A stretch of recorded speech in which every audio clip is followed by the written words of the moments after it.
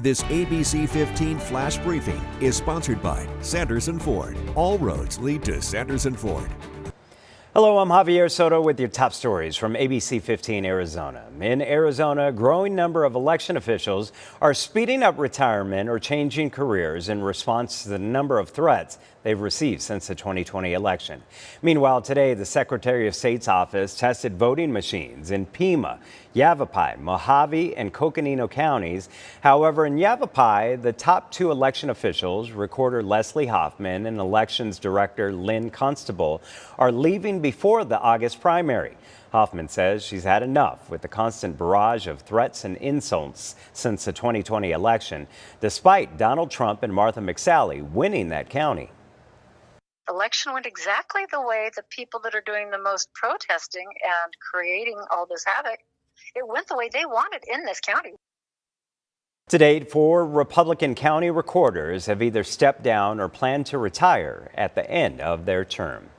Well, once again, COVID is on the rise across Arizona. Along with Maricopa County, 8 other counties in our state are also at the highest levels of transmission. With Maricopa County now moving into the red, this means COVID-19 community transmission is high. The recommendation is to wear a mask indoors. Dr. Nick Staub is an epidemiologist with Maricopa County Public Health Department and says we haven't seen these levels since early in the Delta surge.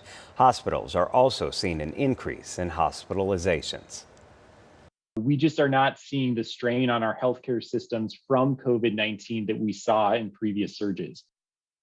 The county acknowledges transmission could be even higher since many are relying on the at-home COVID tests.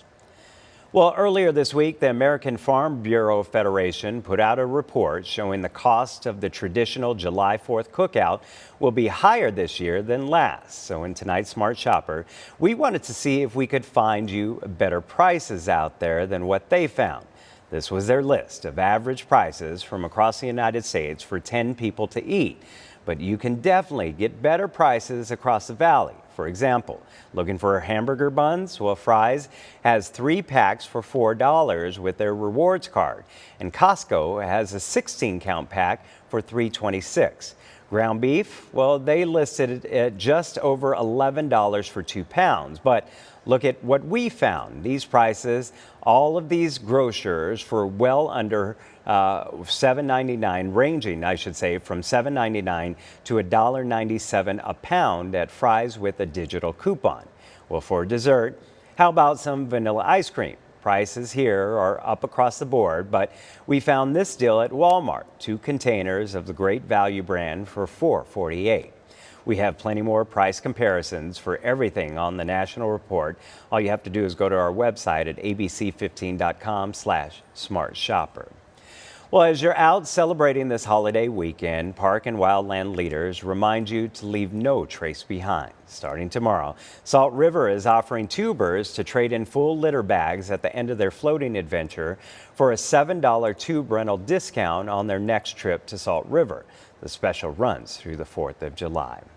Well, if you plan on camping, increased monsoon activity has resulted in a pair of national parks easing fire restrictions. Grand Canyon and Petrified Forest National Parks announced Stage 2 restrictions are lifted, although Stage 1 fire restrictions remain for the Grand Canyon, which only allows a campfire within a designated fire ring within a maintained campground. Open fires will not be allowed in the Petrified Forest unless it's propane or solar. I'm Chief Meteorologist Amber Sellens, tracking a hot 4th of July weekend here in the Valley, and our forecast drying out as well. No storm chances in our Valley forecast for Saturday, Sunday, or Monday. Look for a high of 106 to start the weekend and 104 by the 4th of July. We'll still have a chance for storms tomorrow, mainly across eastern Arizona, and may even see some storms just north and east of the Phoenix metro area in the afternoon or evening. Gusty winds, blowing dust and lightning, all potentials with any of the storms that fire up, and pockets of heavy rain and isolated floods still in the mix for the next couple of days across eastern Arizona as well. Here in the Valley, 86 degrees at 6 a.m. tomorrow, triple digits by noon. and will ride out those triple digits through the rest of the afternoon and early evening. Again, 106 for that high tomorrow, 107 on Sunday. Temperatures do look to get hotter toward the end of next week, and at this point, there are no chances for any monsoon storms in your 7-day forecast. For the latest headlines, weather, and traffic, head to ABC15.com or download the free ABC15 mobile app. This ABC15 Flash Briefing is sponsored by Sanderson Ford. All roads lead to Sanderson Ford.